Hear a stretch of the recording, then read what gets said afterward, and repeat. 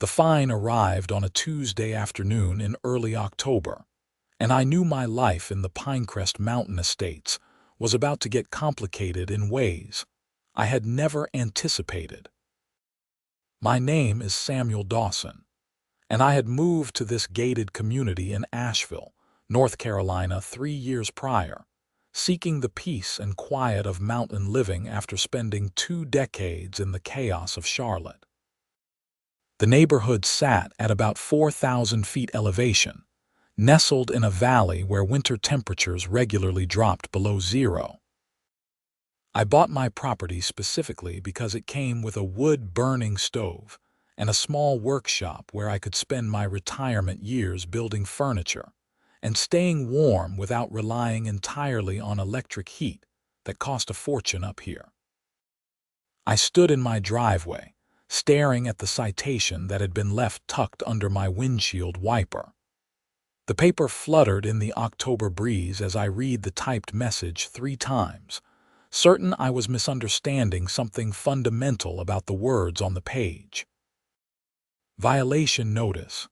Excessive and unsightly stockpiling of combustible materials in violation of Community Standards Section 14.7. Fine, $500. Additional fines of $200 per week will be assessed until violation is corrected. The combustible materials in question were the 6 cords of seasoned oak and hickory I had stacked neatly along the side of my garage, covered with weatherproof tarps and arranged in perfectly straight rows. I had spent the entire month of September splitting and stacking that wood, preparing for the brutal winter that was already making itself known in the morning frost coating my lawn. I walked around to look at my woodpile again, as if the citation might make more sense from a different angle. The stack was tidy, organized, and positioned exactly where the previous owner had kept his firewood for the 15 years he lived here, before selling to me. Nothing about it was excessive or unsightly, unless you had a personal vendetta against being prepared for winter. My phone buzzed in my pocket. It was Tom Richards, my neighbor from 2 houses down, a retired firefighter who had become a good friend over the past few years. "Did you get one too?" he asked without preamble. "A citation?" "Yeah, just found it on my truck. This is insane, right?" "Tell me I am not crazy." "You are not crazy. I got hit with the same fine." Apparently, Patricia Vandermeer decided that Firewood is an eyesore and convinced the HOA board to pass an emergency measure last week. None of us were notified about the meeting because she called it with only 24 hours notice, which technically violates the bylaws, but she is claiming it was a safety issue that required immediate action. Patricia Vandermeer. Of course it was her. The woman had moved into Pinecrest Mountain Estates 8 months ago and immediately gotten herself elected as HOA president by promising to elevate the community standards and protect property values. What that actually meant was that she spent her days prowling the neighborhood looking for violations to cite, measuring grass heights with a ruler, and sending passive-aggressive emails about proper mailbox positioning. How is firewood a safety issue? I asked, knowing the answer would be ridiculous before Tom even said it. She claims it attracts termites and increases fire risk. Never mind that half the houses up here have wood-burning stoves and fireplaces. Never mind that we live in the mountains where winter can literally kill you if you lose power and do not have backup heat. Patricia lives in that new construction at the bottom of the hill with the full propane system, so she does not understand that the rest of us actually need wood to survive up here. I thanked Tom for the heads up and told him I would see him at the next HOA meeting. After hanging up, I stood there in my driveway, calculating costs in my head. 6 cords of quality hardwood had cost me nearly $2,000, plus the labor of stacking it. The wood needed to stay dry and accessible through winter. I had nowhere else to put it, and even if I did, moving it would be a massive undertaking. More importantly, this was my property. I had paid $450,000 for this house and land, and I was maintaining my Firewood exactly as previous owners had done without complaint. The idea that Patricia could show up and suddenly decide that a decades-old practice was now forbidden made my blood pressure spike, in ways my doctor would definitely not approve of. I spent the rest of that evening reading through the HOA bylaws, all 73 pages of tedious legalese that I should have studied more carefully before buying the house. Buried in section 14.7, I found the relevant passage that Patricia was using to justify her citations. It stated that homeowners could not store excessive quantities of flammable materials in a manner visible from the street or neighboring properties. The key word was excessive. 6 cords of firewood for a winter that lasted 5 months was not excessive by any reasonable standard. It was prudent. It was necessary. But I knew that arguing reasonableness with Patricia Vandermeer was like trying to teach calculus to a brick wall. The next morning, I decided to attend the HOA board meeting that Tom had mentioned, scheduled for that Thursday evening at the community center. In the meantime, I needed to understand exactly what I was dealing with in terms of the community infrastructure, because something had been nagging at the back of my mind since receiving that citation. I took a walk up to the upper section of our neighborhood, where the community well and pump house sat on a small plateau overlooking the valley. Pinecrest Mountain Estates was not connected to city water due to our remote location. Instead, we relied on a deep well that fed a network of pipes distributing water to all 37 homes in the community. The pump house was a small concrete structure that contained the well pump, pressure tanks, filtration system, and various controls that kept water flowing to everyone's homes. I knew this system intimately because I had been the one maintaining it for the past 2 years. When I first moved to Pinecrest, the HOA had been paying a property management company out of Asheville $800 a month to drive up once a week and check on the pump house. After a particularly bad cold snap in my first winter here, the pump had frozen and burst, leaving the entire neighborhood without water for 3 days while we waited for repairs. The management company had blamed the weather, but I knew the real issue was that nobody had been winterizing the pump house properly. That spring, I had volunteered to take over maintenance of the pump house. I was retired, I had the time, and I actually knew what I was doing after spending 30 years as a mechanical engineer. The HOA had been thrilled to save $9,600 per year, and I had been happy to help the community while keeping myself busy. The winterization process I had developed was simple but effective.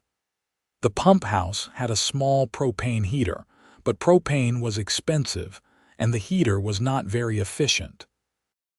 What I had done was run a heat trace cable along the pipes and supplement it with a small wood-burning stove I had installed in the corner of the pump house. Every few days during the winter, I would hike up there with a wheelbarrow full of firewood, stoke the stove, and make sure everything was running smoothly.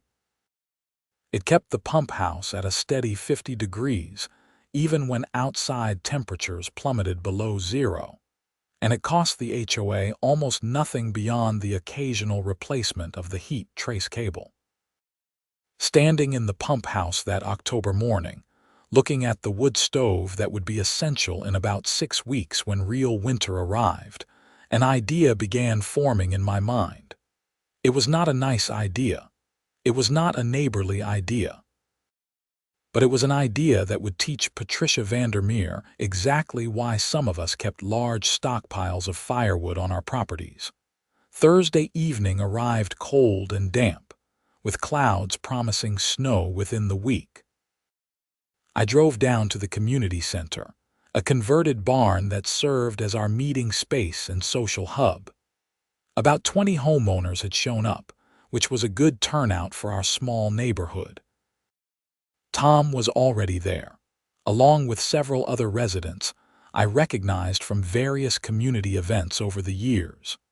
Patricia Vandermeer stood at the front of the room behind a folding table, looking exactly like what you would picture if someone said the words HOA president with a power complex. She was probably in her mid-50s, with blonde hair styled in that aggressive bob cut that seemed mandatory for women who enjoyed making other people's lives difficult. She wore a cream-colored blazer over a turtleneck, despite the room being overheated, and she had arranged a stack of papers in front of her with the precision of someone who took themselves far too seriously. "Let us call this meeting to order," Patricia announced, rapping her knuckles on the table like a judge's gavel. "We have several important items on the agenda tonight, beginning with the recent safety measures implemented regarding flammable material storage." "Safety measures," called out Jim Peterson, a retired schoolteacher who lived at the top of the hill. "You mean the ridiculous fines you slapped on half the neighborhood for keeping firewood?" Patricia's smile did not waver, though her eyes went cold. "Mr. Peterson, please wait to be recognized before speaking." And yes, I am referring to the new enforcement of existing regulations regarding excessive accumulation of combustible materials. Several residents have been storing dangerous quantities of firewood in visible locations, creating both fire hazards and aesthetic concerns that negatively impact our property values. "Patricia," I said, standing up without waiting to be recognized because I was already too annoyed to care about her procedural nonsense, "that wood is not excessive. 6 cords is a normal amount for a 5-month winter in these mountains. And the bylaws do not actually define what quantity constitutes excessive, which means you are making arbitrary judgments that are not based on any objective standard." "Mr. Dawson," Patricia said, her voice dripping with condescension, "I appreciate your concern, but the board has reviewed this matter and determined that the current quantities exceed reasonable needs. The fines will stand unless the violations are corrected within 30 days. I suggest you consider renting a storage unit in town if you must maintain such large stockpiles. The nearest storage facility is 17 miles away," Tom interjected. "How exactly are we supposed to access firewood during a blizzard if we have to drive down the mountain to get it?" "That sounds like a personal planning issue," Patricia replied. "The board's responsibility is to the community as a whole, and we cannot allow a few residents to diminish our property values by turning their yards into lumber yards." I felt my jaw clench. The property values argument was always the trump card for people like Patricia, the unanswerable justification for any petty tyranny they wanted to impose. Never mind that actual lumber operations existed, and my neatly stacked firewood looked nothing like them. Never mind that potential buyers in this area would see adequate firewood as a selling point, not a detraction. "I have another concern," I said, keeping my voice level. "If you are going to fine me $500 plus $200 per week for keeping firewood, then I think we need to discuss my compensation for maintaining the community water system." Patricia's expression shifted slightly, a crack in her composed facade. "What about the water system?" "For the past 2 years, I have been volunteering my time and my firewood to keep the pump house from freezing. I go up there every few days during winter, bring wood from my personal stockpile, and make sure the stove stays hot enough to protect our water supply. If you are going to fine me for having that wood, then I think I should be charging the HOA for the labor and materials I have been providing for free." The HOA has never agreed to compensate you for that, Patricia said quickly. You volunteered for that role. I did volunteer. And I am now unvolunteering. Effective immediately, I resign as the volunteer maintenance coordinator for the water system.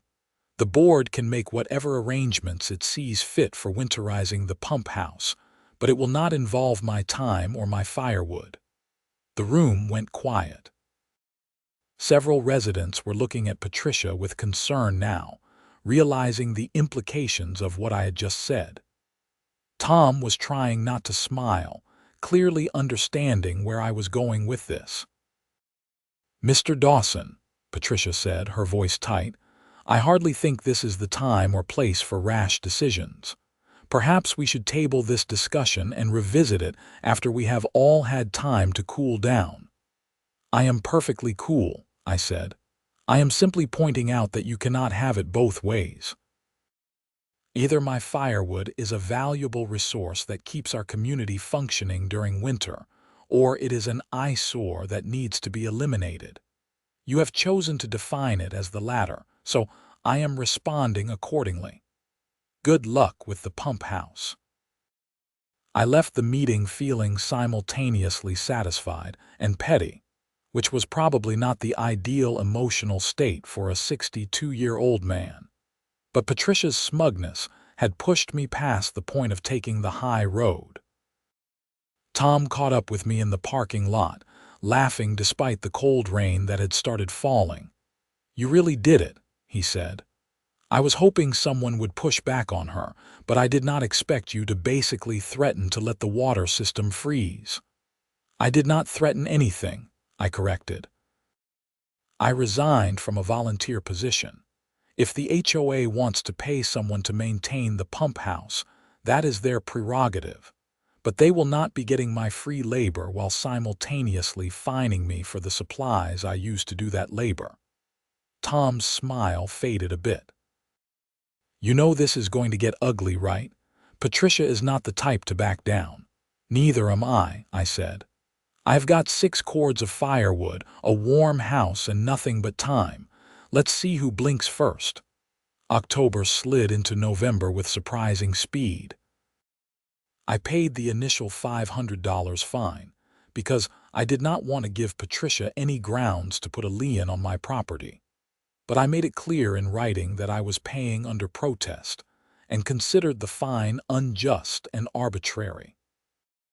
The HOA sent back a form letter acknowledging my payment and informing me that I still had 3 weeks to correct the violation before additional fines would be assessed. Meanwhile, the weather was getting serious. We had 2 significant snowfalls in early November, unusual for this time of year but not unheard of at our elevation. Temperatures at night were consistently dropping into the teens, and the forecast was calling for a particularly harsh winter due to some La Niña pattern developing in the Pacific. I kept a close eye on the pump house from a distance, curious to see what Patricia's plan was. The small propane heater was running. I could tell from the exhaust vent, but propane alone was not going to be sufficient once real cold arrived. The wood stove sat empty and cold, exactly as I had left it after my last maintenance visit in September. Tom stopped by my house one afternoon in mid-November, looking worried. I just got the HOA budget report for next quarter, he said, accepting the coffee I offered. Patricia allocated $3,500 for emergency water system maintenance, but she did not hire anyone. She is claiming the propane heater will be adequate for winterization. It will not be, I said flatly. That heater cannot maintain temperature once we get sustained cold. I told her this when I took over maintenance 2 years ago. The previous management company made the same mistake, which is why the pump froze in my first winter here. Should we warn people? I considered this. Part of me wanted to stay quiet and let Patricia learn her lesson the hard way. But I liked my neighbors, even if I could not stand the HOA president. Leaving everyone without water out of spite was not the kind of person I wanted to be. Send out an email to the neighborhood list, I suggested. Recommend that people fill their bathtubs and stock up on bottled water as a precaution. Do not mention me or my resignation. Just frame it as good winter preparedness advice. Tom nodded and pulled out his phone to start drafting the message. For what it is worth, most people think Patricia is being ridiculous about the Firewood thing. There is talk of calling a special election to remove her from the board. That would take months, I said. The bylaws require a petition signed by 2/3 of residents, then a 30-day notice period, then the actual vote. We will be halfway through winter by the time that process completes. So what do? I sipped my coffee, watching snow begin to fall outside my kitchen window. We wait. Reality has a way of correcting bad decisions, and Patricia is about to get a very cold lesson in why mountain communities do not mess around with winter preparations. The real cold arrived the week before Thanksgiving. The temperature dropped to 5 degrees on Monday night, and the forecast showed a persistent Arctic air mass settling over the region for at least 10 days. By Wednesday morning, Tom called me with the news I had been expecting. "The water pressure is dropping," he said. "I ran my shower this morning and it was barely a trickle. I think the lines are starting to freeze."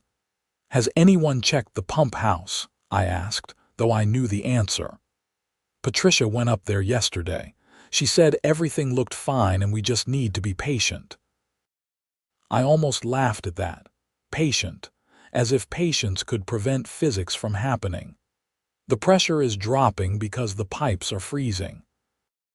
Once they freeze solid, they will burst, and we will all be without water until spring thaw unless we get a plumber up here to replace the damaged sections. That will cost tens of thousands of dollars, minimum. Can you go check? Tom, I resigned from that position. Patricia made it very clear that my firewood was a liability, and my volunteer work was not valued. I am not going to insert myself back into that situation just to be blamed when things go wrong. There was a long pause on the other end. "Sam, I get that you are mad at Patricia. I am mad at her too. But there are 37 families in this neighborhood. Are you really going to let everyone suffer because of a grudge?" That hit harder than I wanted to admit. Tom was right that this was bigger than my personal conflict with Patricia. But I also knew that if I went up there and fixed the problem now, Patricia would learn nothing. She would continue to abuse her position, continue to make arbitrary decisions, and continue to punish residents for perfectly reasonable behaviors. "Tell you what," I said. "Organize an emergency HOA meeting for tonight. Get as many residents there as possible. I will come and present exactly what needs to be done to save the water system, including costs and timeline. But I want Patricia to acknowledge in front of everyone that the Firewood violations were unjust and that the fines need to be rescinded. If she can swallow her pride enough to do that, I will help. If not, she can figure it out herself." Tom agreed and sent out the emergency meeting notice within the hour. Patricia tried to cancel it, claiming that emergency meetings required board approval, but Tom pointed out that any 10 residents could call for a meeting per the bylaws, and he had 15 signatures on his petition. That evening, almost the entire neighborhood crammed into the community center. People were scared. Water pressure was now down to almost nothing, and several residents reported that their taps had stopped flowing entirely. The temperature was supposed to drop to 0 that night, which would only make things worse. Patricia stood at the front again, but her composure was cracking. She looked tired and defensive, her blazer wrinkled, and her hair not quite as perfectly styled as usual. "I want to assure everyone that the situation is under control," she began. "I have contacted several maintenance companies, and we should have someone here to assess the pump house within the next few days." "A few days," called out Sandra Mitchell, a single mother with 2 young kids. "We do not have running water right now. What are we supposed to do for a few days? I recommend using bottled water and limiting usage until the system is restored," Patricia said. "How do we flush toilets with bottled water?" Someone else shouted. The meeting was devolving into chaos. Patricia kept trying to regain control, but she was clearly in over her head. She had never actually understood how the water system worked, had never bothered to learn what I was doing to maintain it, and now she was facing the consequences of her willful ignorance. I stood up and the room gradually quieted. "I can fix this," I said clearly. "I can go up to the pump house tonight, get the wood stove running again, and thaw out the pipes before they burst. It will take me about 3 hours of work, assuming the damage is not too extensive already. But I need something from Patricia first." All eyes turned to the HOA president. She looked at me with an expression I could not quite read. Fear, maybe. Anger, definitely. But also something like calculation, as if she was trying to figure out how to spin this situation to maintain her authority. "What do you want?" she asked, her voice cold. "I want the firewood fines rescinded for everyone who received them. I want it acknowledged in the official meeting minutes that 6 cords of firewood is not an excessive quantity for winter preparation in this region. And I want a written agreement that the HOA will not interfere with reasonable firewood storage going forward." "That is blackmail," Patricia said. "No," I corrected. "That is negotiation. You created this situation by prioritizing your aesthetic preferences over practical winter preparations.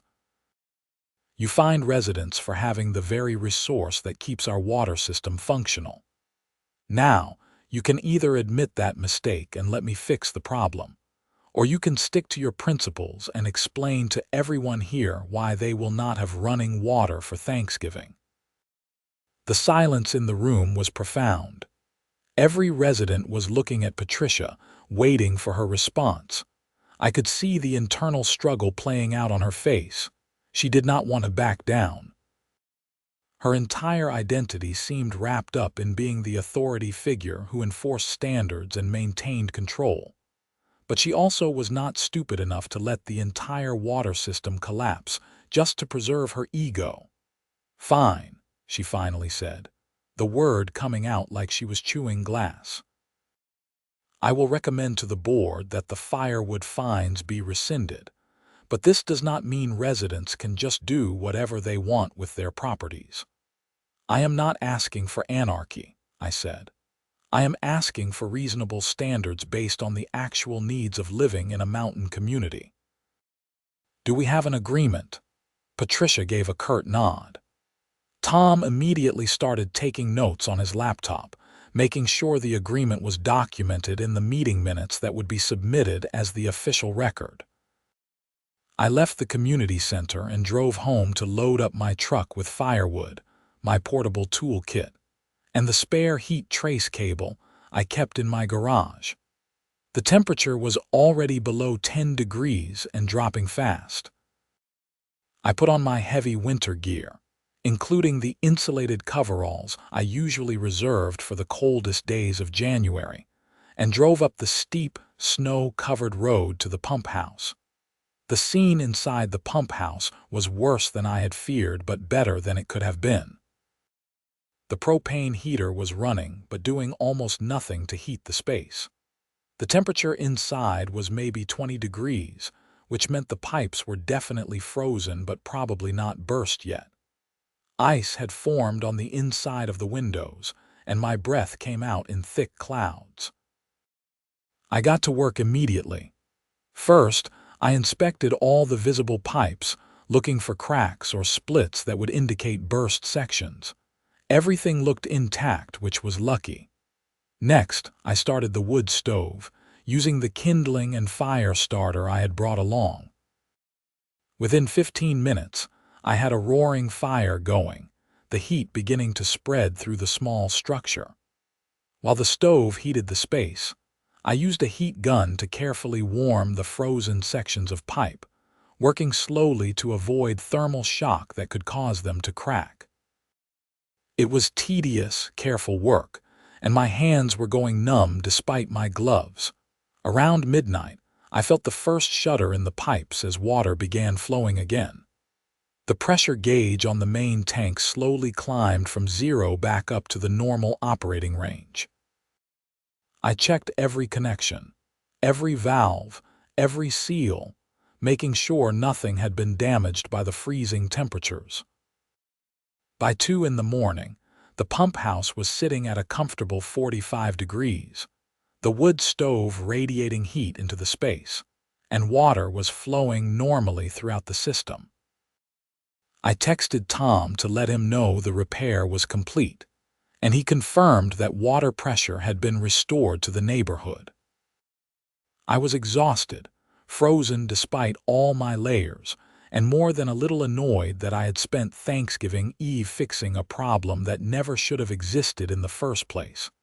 But I also felt a grim satisfaction. I had proven my point. Patricia's rules had nearly caused a disaster, and only the very resource she had tried to ban had prevented it. Driving home through the dark, snow-covered roads, I wondered if this would actually change anything, or if Patricia would find some way to spin the situation to avoid taking responsibility. People like her had a remarkable ability to rewrite history to preserve their self-image. The next few days proved my cynicism was well-founded. Patricia did technically rescind the Firewood fines as promised, but she sent out an email to the neighborhood claiming that the water system issue had been caused by unexpected equipment failure, rather than her decision to eliminate the wood stove heating. She made no mention of my emergency repair work, instead thanking community volunteers in vague terms. Several neighbors called me directly to thank me, but the official HOA record made it sound like Patricia had heroically managed a crisis rather than caused one through negligence. Tom was furious when he read the email, but I told him to let it go. The fines were rescinded, I could keep my firewood, and the water system was secure. Picking a fight over proper credit seemed petty, but Patricia was not done. In early December, I received a new notice, this one informing me that the HOA would be hiring a professional property management company to handle all infrastructure maintenance going forward, at a cost of $1,200 per month. The expense would be covered by a special assessment of $400 per household for the first year. I understood immediately what she was doing. She could not fine me for firewood anymore, so she was punishing the entire neighborhood financially to prove that my volunteer work had not actually been valuable. It was spite disguised as professionalism, and it made my blood boil. Tom was even angrier than I was. "This is garbage," he said when he called me after receiving the same notice. "She is making all of us pay $400 because she could not handle admitting she was wrong, and we do not even need a property management company. You are doing the job perfectly fine." "Apparently not, according to Patricia's version of events," I said. "She has convinced herself that the water system crisis was an equipment issue, not a management issue, so in her mind hiring professionals is the responsible thing to do. We need to remove her from the board." "I am starting the petition." "Good luck with that. You need 25 signatures to initiate a recall vote, and you know there are at least 10 households who will back Patricia no matter what because they like having a strict HOA president." Tom fell silent for a moment. "So what do we do?" "Just accept this." I thought about it. The special assessment was annoying but not financially devastating. $400 was manageable for most households in our neighborhood, though I knew Sandra Mitchell and a few others on fixed incomes would struggle with the unexpected expense. But beyond the money, it was the principle that grated on me. Patricia was using her position to retaliate against residents who had challenged her authority, and she was doing it in a way that seemed superficially reasonable. "Let the property management company come," I finally said. "Let's see how they handle the winter.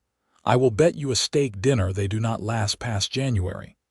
I was half right. The property management company, an outfit called Summit Property Solutions based out of Asheville, lasted exactly 3 weeks. They sent a technician up to assess the pump house in mid-December, and he quickly determined that the wood stove system I had installed was non-standard and presented potential liability issues. His recommendation was to remove the stove entirely and install a much more expensive electric heating system with backup generators. The cost estimate for this upgrade was $47,000. When that number hit the HOA board meeting in late December, the room exploded. Residents were already unhappy about the $400 special assessment. The idea of another massive expense to replace a system that had been working perfectly fine was too much. Patricia tried to defend the proposal, arguing that professional standards required professional solutions, but she was shouted down. Even her usual supporters were backing away, unwilling to be associated with such an obviously wasteful expenditure. Tom made a motion to terminate the contract with Summit Property Solutions and reinstate me as volunteer maintenance coordinator, with a formal budget of $500 per year to cover incidentals like replacement parts and supplies. The motion passed 28-9, with Patricia voting against it along with her core supporters. After the meeting, Patricia approached me in the parking lot. She looked smaller somehow, diminished by the repeated challenges to her authority. "I hope you are satisfied," she said. "You have turned the entire neighborhood against me." "I did not turn anyone against you," I replied. "You did that yourself by prioritizing control over common sense. I offered to help maintain the water system for free. You decided that was somehow a problem and tried to replace me with an expensive solution that nobody wanted. Those were your choices, not mine." "I was trying to protect the community," she insisted. "Professional standards exist for a reason. We cannot just let residents do whatever they want without oversight. Patricia, this is not about doing whatever we want. It is about recognizing that people who live in mountain communities need to prepare for harsh winters, and that preparation looks different than it would in a suburban neighborhood in the flatlands. You moved here and immediately tried to impose standards that do not make sense for this environment. That is why people are frustrated." She looked at me for a long moment, and I thought I saw something like understanding flicker in her eyes. But then her jaw set in that familiar stubborn line, and I knew the moment had passed. "I will not resign," she said. "My term runs through next November, and I intend to serve it completely. This neighborhood needs strong leadership, and I will continue to provide it whether you and your friends like it or not." She walked to her car without another word. I stood in the cold parking lot, watching her drive away, and felt a mixture of frustration and pity. Patricia genuinely believed she was doing the right thing, which somehow made the whole situation worse. If she had been malicious or corrupt, at least that would have been straightforward. Instead, she was just stubbornly wrong and apparently incapable of admitting it. Winter settled in with serious intent after Christmas. We had a massive blizzard on New Year's Eve that dropped 28 inches of snow and knocked out power to the entire region for 4 days.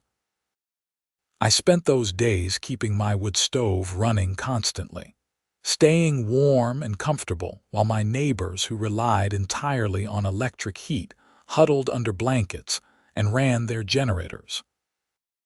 I also made my regular trips up to the pump house, hauling firewood in my truck and keeping the wood stove hot. The power outage meant the electric propane heater was not running, and without the wood stove, the pump house would have frozen solid within hours. Several residents thanked me explicitly for maintaining the system during the outage, noting that water service never faltered even when everything else was down. Patricia, notably, did not thank me. She did not acknowledge my work at all. She had retreated into a defensive posture, attending HOA meetings but saying little, clearly aware that her support had eroded significantly. In February, Tom's recall petition finally gained enough signatures to force a vote. The process required a mail-in ballot to ensure all residents had the opportunity to participate, which took another 3 weeks to organize and count. The final tally was 26 votes to remove Patricia from the HOA board, 11 votes to retain her. Patricia sent a terse email announcing her resignation, effective immediately, and thanking the community for the opportunity to serve. She did not attend any meetings after that. I saw her occasionally, driving past her house at the bottom of the hill, but we did not speak. The HOA board appointed Tom as interim president and immediately set about revising the community standards to be more appropriate for mountain living. The new guidelines explicitly allowed firewood storage up to 8 cords per household, acknowledged the importance of winter preparedness, and established clear, objective standards for property maintenance that did not depend on subjective aesthetic judgments. As winter finally began releasing its grip in late March, I found myself reflecting on the entire bizarre situation. I had moved to Pinecrest Mountain Estates for peace and simplicity, and instead, I had gotten embroiled in exactly the kind of petty conflict I had hoped to escape. But I also felt like something important had been accomplished. The neighborhood had stood up to unreasonable authority, had insisted on standards that actually made sense for our environment, and had reinforced the value of community cooperation over bureaucratic control. Tom stopped by one Saturday in early April as I was splitting a new load of firewood in preparation for the following winter. Yes, I was starting preparations ridiculously early, but after the drama of this year, I wanted to have an excessive stockpile just to make a point. "I got a letter yesterday," Tom said, accepting a beer from my cooler. "Patricia is selling her house and moving back to Charlotte. She listed it 3 weeks ago and apparently already has a buyer." "That was fast," I said, setting down my axe, "though I guess I am not surprised. She never really fit in here. Do you feel bad about it? Her leaving, I mean." I thought about that. "A little," I admitted. "I did not want to drive anyone out of the neighborhood. I just wanted to be left alone to prepare for winter in a way that made sense. But Patricia made it into a war and she lost. I feel bad about that, but I do not feel responsible for it." "The new family buying her place are from Boone," Tom said. "The husband is a ski instructor and the wife is a writer. They specifically asked about firewood storage during the showing because they want to install a wood stove. I think they will be a better fit." That made me smile. "I hope so. We could use more neighbors who understand mountain living." Tom raised his beer bottle. "To surviving winter and surviving the HOA." I clinked my bottle against his. "And to having enough firewood to do both." The rest of spring and summer passed peacefully. The new residents who bought Patricia's house, Mark and Julie Fisher, turned out to be excellent neighbors.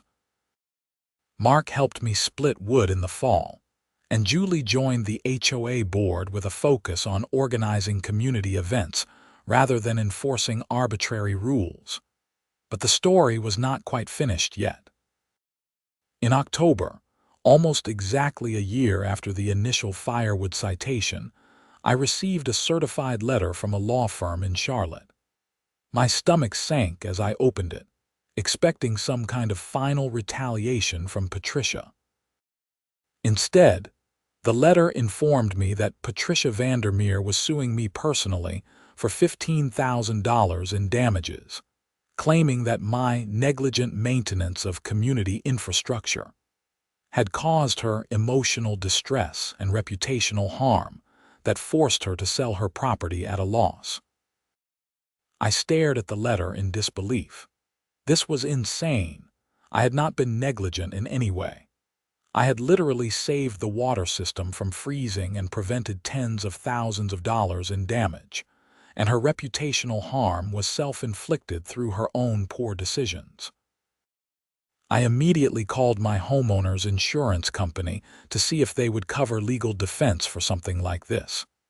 They informed me that HOA disputes were specifically excluded from my policy, which meant I would need to hire a lawyer on my own dime. Tom was outraged when I told him. "She cannot do this. She has no grounds for a lawsuit. You saved our water system. She can file whatever lawsuit she wants," I said wearily. "Whether she can win it is a different question, but I still have to pay a lawyer to defend against it." I hired an attorney named David Sterling, a no-nonsense guy in his 40s who specialized in property and HOA disputes.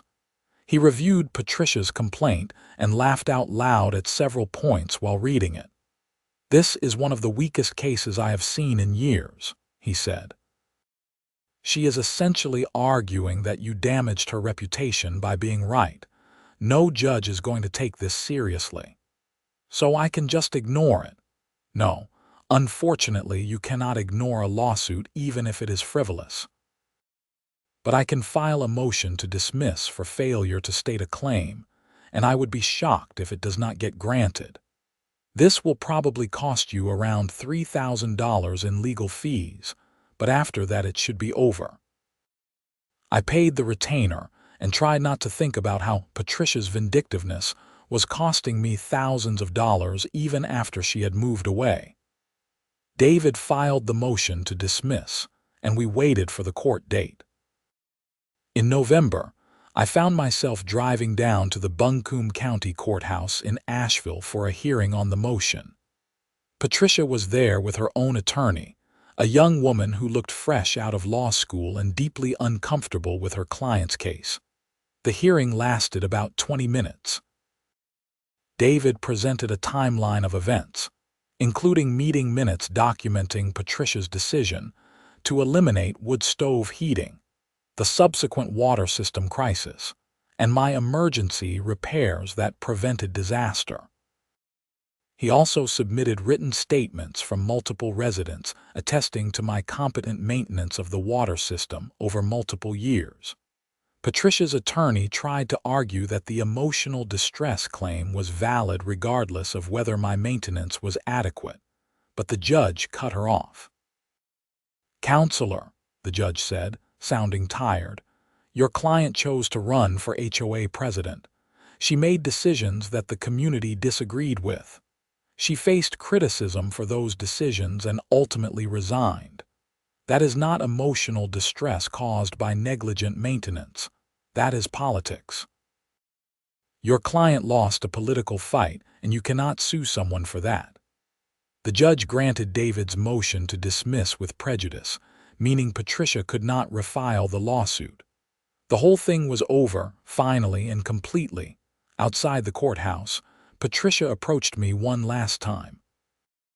She looked older than I remembered, worn down by the past year. "I really did think I was doing the right thing," she said quietly. "I thought professional standards mattered. I thought the rules were there for a reason." "The rules are there for a reason," I agreed. "But the reason has to make sense for the community they are applied to. You never bothered to understand why we do things the way we do them up here. You just assumed your way was better and tried to force it on everyone else." "I know that now," she said. "For whatever it is worth, I am sorry. About the lawsuit, about all of it, I let my pride get in the way of common sense. It was the apology I had wanted a year ago, and hearing it now felt oddly anticlimactic. I realized I was not angry anymore. I was just tired of the whole situation. I accept your apology, I said. I hope things work out better for you in Charlotte. She nodded and walked away, and I never saw Patricia Vandermeer again. The drive back up the mountain took about 45 minutes, the autumn colors brilliant in the afternoon sun. When I got home, Tom was waiting on my porch with 2 steaks and a 6-pack of beer. Figured you might want company after dealing with all that courthouse nonsense, he said. We grilled the steaks on my back deck, watching the sun set over the mountains, and talked about the upcoming winter. Tom was installing a wood stove in his house this year, and several other neighbors were expanding their firewood storage areas now that the restrictions had been lifted. You think we will ever get another HOA president like Patricia? Tom asked. Maybe, I said. There are always going to be people who think rules matter more than common sense, but I think this neighborhood learned something important this year. We learned to stand up for ourselves when authority stops making sense. That will matter more the next time someone tries to impose rules that do not fit our reality. Tom raised his beer. To common sense winning occasionally. I clinked bottles with him. To firewood and functional water systems, and to surviving another winter in the mountains. That too, I agreed. That night after Tom had gone home, I stood in my driveway looking at my woodpile. It was stacked high and neat, covered with fresh tarps, enough to last me through even the harshest winter. Next to it was another cord I had designated for the pump house, ready to be hauled up the mountain when the cold weather arrived. Some people might look at that wood and see an eyesore. Patricia certainly had, but I saw security. I saw preparation. I saw the practical wisdom of living in a place where winter was not just an inconvenience, but a serious challenge that required respect and planning. The first snow of the season started falling as I stood there, light flakes drifting down through the darkness. I smiled, heading inside to my warm house where my wood stove was already radiating heat. Let it snow. I was ready. The neighborhood was ready, and this time nobody was going to find me for it. The next morning, I made my first trip of the season up to the pump house, loading up my truck with wood and my maintenance kit. The temperature had dropped overnight, and frost covered everything in a crystalline coating. The pump house was cold, but not dangerously so yet. I got the wood stove going and spent an hour checking all the systems, making sure everything was ready for the long winter ahead. As I worked, I thought about everything that had happened over the past year. The ridiculous fine, the standoff with Patricia, the frozen pipes, the lawsuit. It had been exhausting and frustrating, and more dramatic than I ever wanted my retirement to be. But I had also learned something valuable. I had learned that standing up for common sense was worth the hassle. I had learned that communities could correct themselves when enough people were willing to speak up. And I had learned that sometimes the best revenge was not revenge at all, but simply being right and waiting for reality to prove it. The wood stove crackled and popped as the fire caught fully, heat beginning to radiate through the small pump house. I checked the temperature gauge and satisfied it was climbing steadily. I packed up my tools and headed back to my truck. Looking down at the neighborhood spread out below me, smoke rising from chimneys and lights glowing in windows, I felt a deep sense of contentment. This was my community. These were my neighbors. And together, we had figured out how to balance rules with common sense, authority with autonomy, and standards with the practical needs of mountain living. I drove back down to my house, past Mark and Julie's place, where Mark was outside stacking his own firewood, past Tom's house where I could see him working on his new wood stove installation through the window, past all the other homes where families were preparing for winter in their own ways. The HOA sign at the neighborhood entrance had been updated recently, I noticed. It still listed all the usual rules about speed limits and quiet hours and trash collection days. But someone had added a new line at the bottom, and I suspected it was Tom's doing. Reasonable firewood storage permitted for winter preparedness. It was a small victory, maybe even a petty one, but it represented something important. It represented a community that had learned to value practical wisdom over arbitrary control, that had chosen function over appearance, and that understood the difference between standards that protected people and rules that simply made bureaucrats feel powerful. I parked my truck, unloaded my tools, and went inside to my warm house. Tomorrow, I would split more wood. Next week, I would make another trip to the pump house. Throughout the winter, I would continue the work of keeping myself and my community warm and functional. And if another Patricia Vandermeer ever showed up trying to find me for being prepared, well, I now knew exactly how that story would end. The wood stove in my living room glowed with orange light, the heat spreading through the house in waves of comfort. Outside, snow continued falling steadily, already accumulating on the ground and promising a proper mountain winter. I poured myself a bourbon, settled into my armchair next to the stove, and smiled. Let it snow. I had plenty of firewood.